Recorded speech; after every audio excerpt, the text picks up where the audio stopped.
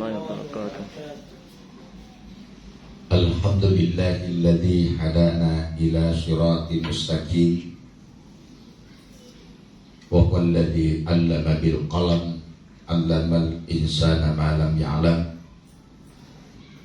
Wassalatu wassalamu ala asyrafil anam Sayyidina Muhammadin wa ala alihi wa ashabihi ulil kiram, amma ba'd. Yang kami muliakan, kami hormati Ibu Sekretaris Umum Forum Perpustakaan Sekolah Madrasah Indonesia Provinsi Gorontalo. Dalam hal ini Ibu Susri Sibasi SPD. Ini nama yang langka karena baru saat ini saya dengar nama seperti ini. Saya kira tadi ini dari Jepang. Saya baca surat, ternyata beliau adalah orang warga Indonesia asli. Yang kami muliakan Bapak Kepala Madrasah Aliyah DDI Al-Ikhlas Ad-Dari yang sempat hadir pada kesempatan ini, dan lebih khusus saudara kami Bapak Kepala Madrasah Sanawiyah DDI Al-Ikhlas Ad-Dari yang kami muliakan Bapak Kepala Perpustakaan Al-Ilmi Madrasah Sanawiyah DDI Kalasi, bapak-bapak dan ibu-ibu, hadirin wal hadirat yang sama-sama saya muliakan dan hormati. Alhamdulillah, marilah kita bersama-sama mengucapkan puji syukur kehadirat Allah Subhanahu wa Ta'ala,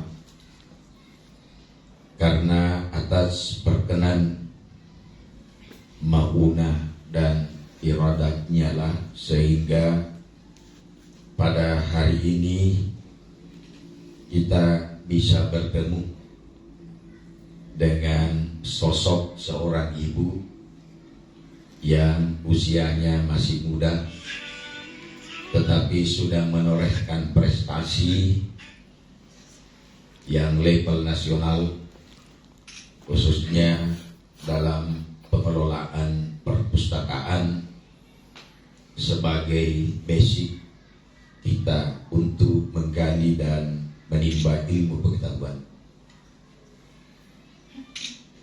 Tadi saya mendengar bahwa ibu ini pertama kali datang di madrasah ini menggunakan biaya sendiri, SDM, selamatkan diri masing-masing. Namun seandainya saya punya mau, sebaiknya orang seperti ini dihadirkan peserta atau konstituen yang begitu banyak. Maunya guru-guru itu dipanggil semua ke sini. Karena ini sangat relevan dengan bagaimana peningkatan perpustakaan ke depan. Sebelum sambutan ini kami lanjutkan, kami sampaikan permohonan maaf dari Bapak Kepala Kantor Kementerian Agama Kabupaten Baru. Seyogianya beliau yang akan hadiri langsung acara ini, tapi pada hari ini ada kegiatan di Novotel Hotel Jalan Khairil Anwar Makassar bersama 3 kepala madrasah negeri MAN 1, MAN 2 dan MTSN. Dan saya juga pada hari ini ada acara di Dinas Pendidikan. Namun saya lebih mengutamakan untuk hadir di sini karena saya memahami wawasan saya yang terkait dengan perpustakaan ini, insya Allah baru kali ini saya dapatkan. Dalam kesempatan ini ada beberapa hal yang ingin kami sampaikan, bahwa sebenarnya madrasah itu adalah salah satu produk andalan Kementerian Agama. Jadi Kementerian Agama itu besar karena ada madrasah ini. Makanya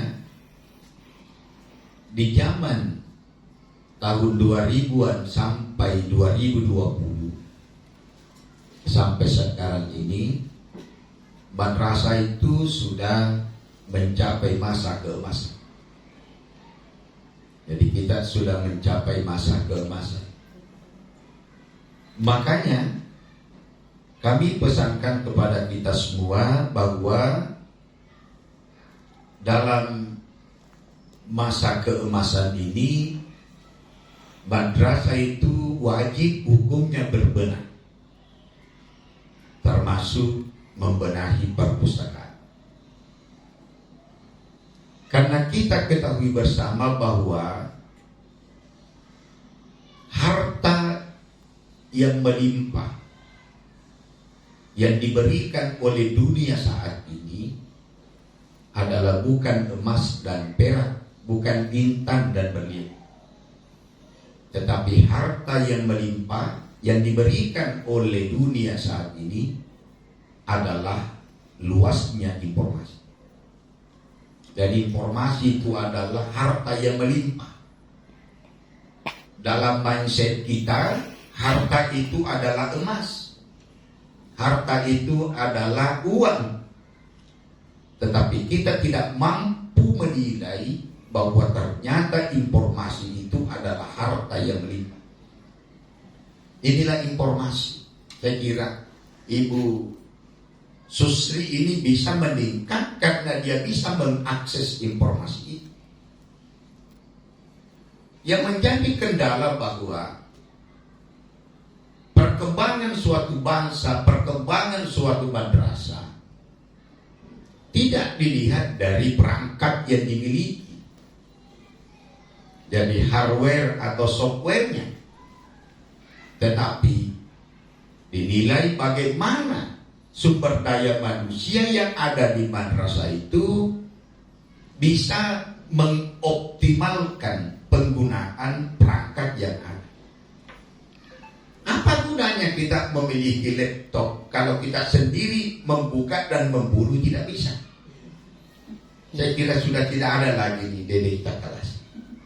Kalaupun ada di Dede Takalasi itu masih zaman Nabi Adam. Sekarang sudah zamannya Nabi Muhammad SAW. Itu makanya kita ditantang untuk menggunakan informasi.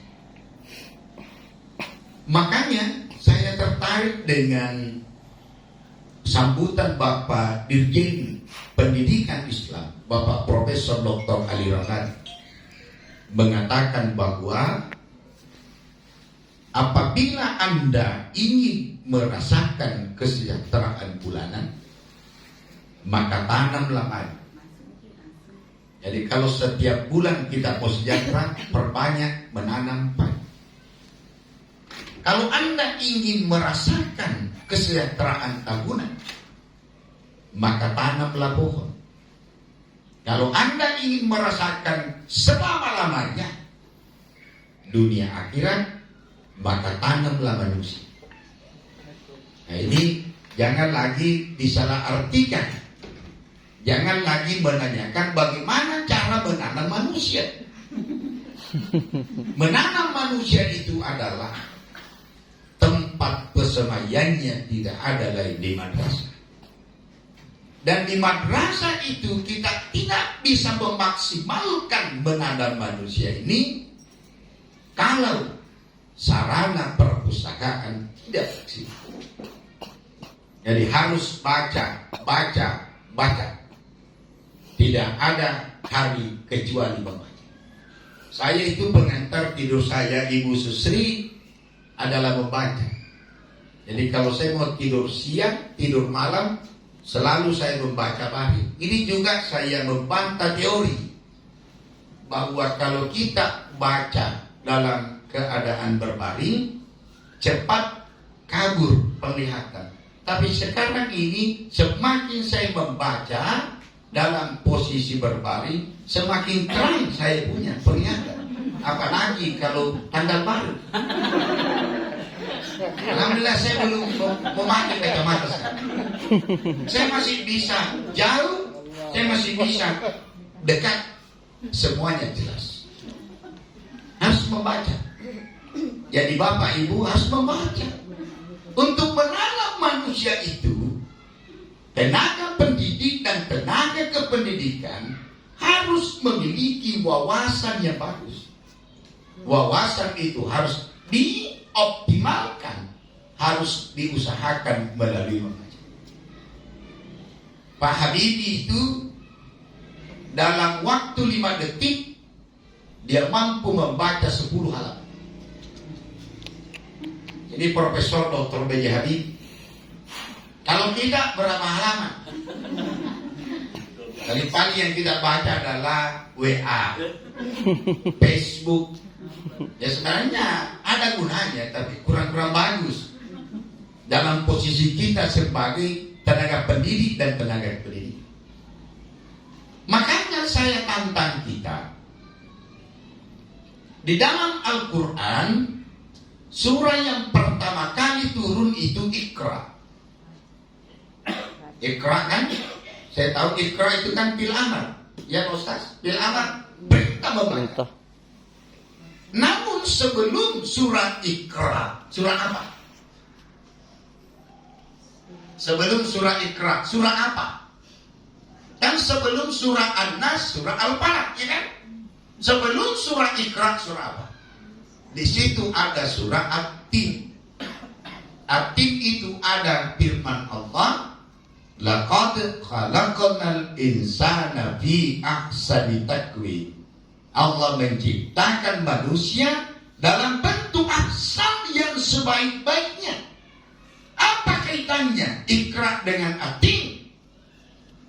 Ulama mengatakan bahwa segagah apapun manusia, seperti kakaknya Pak Juri yang dibalut dengan jenggot yang tipis, menandakan bahwa ini adalah laki-laki yang sangat susah dipercaya.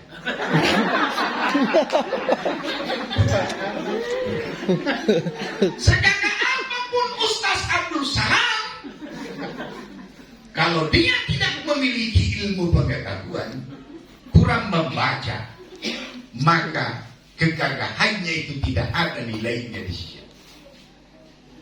Penghabis ongkos saja itu. Karena kalau ibu-ibu selalu facial, selalu spa, selalu pakai masker, selalu pakai bedak mahal, selalu memakai lipstick Revlon, tapi kalau dia tidak memiliki wawasan intelektual, ilmu, maka habislah sudah ongkos untuk mempercantik apa yang ada di sana. Ini tantangan kita ke depan. Makanya Albert Einstein mengatakan, sebenarnya tidak ada manusia yang bodoh kalau dia mau membaca. Tidak ada manusia yang bodoh kalau dia mau membaca. Cuma ada manusia cepat menemukan kecerdasannya dan lambat menemukan kecerdasannya. Termasuk katanya saya sendiri, waktu saya sekolah, semua guru saya mengatakan kamu anak yang bodoh. Tetapi setelah saya disengat petir, maka disitulah muncul kecerdasan saya, muncullah ide, ada listrik termasuk yang kita pakai saya. Jadi kuncinya adalah membaca. Tiada hari tanpa membaca. Lebih-lebih lagi untuk tahun 2030 yang akan datang, yang bisa merasakan kebahagiaan tahun 2020 yang akan datang adalah orang yang memiliki literasi data. Sekarang ini kita berpacu dengan data. Orang yang memiliki literasi kesehatan, orang yang memiliki literasi numeral, Dan yang terakhir, orang yang memiliki literasi digital. Makanya istilah automasi ini sebenarnya sudah lama. Sudah lama di luar negeri. Cuma Indonesia menjadi barang baru. Coba kita bandingkan kecerdasannya orang di luar daripada kita. Nah, sudah lama sebenarnya diberlakukan automasi perpustakaan ini. Cuma di Indonesia menjadi barang baru karena perangkatnya lama baru tiba, kesiapan sumber dayanya belum bisa mengelola.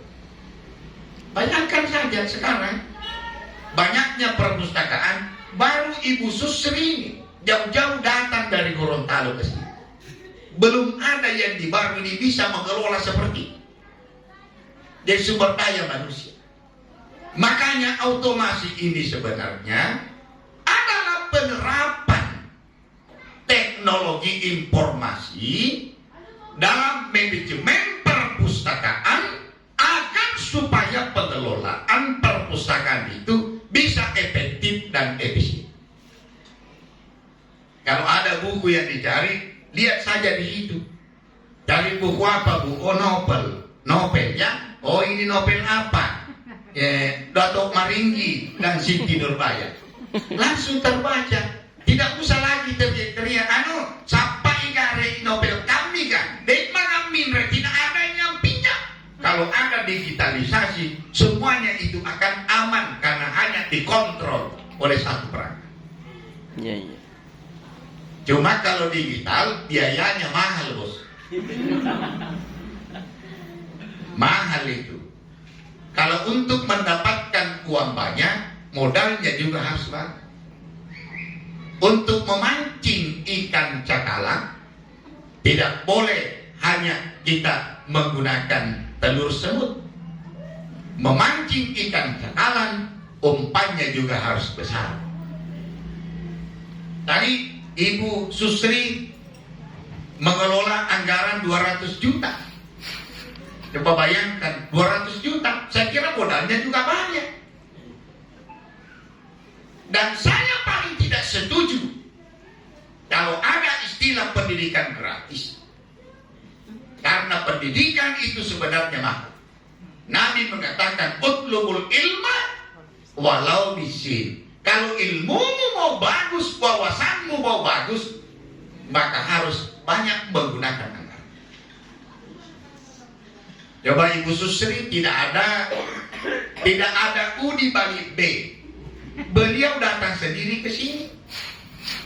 Tidak ada tidak ada yang boleh harapkan kecuali bagaimana transfer of knowledge khususnya yang terkait dengan perpustakaan ini bisa terlaksana di pesantren. Jadi bisa efisien. Yang kedua, digitalisasi sebenarnya penggunaan sarana prasarana teknologi informasi untuk menyimpang kemudian mendapatkan sekaligus menyebarluaskan.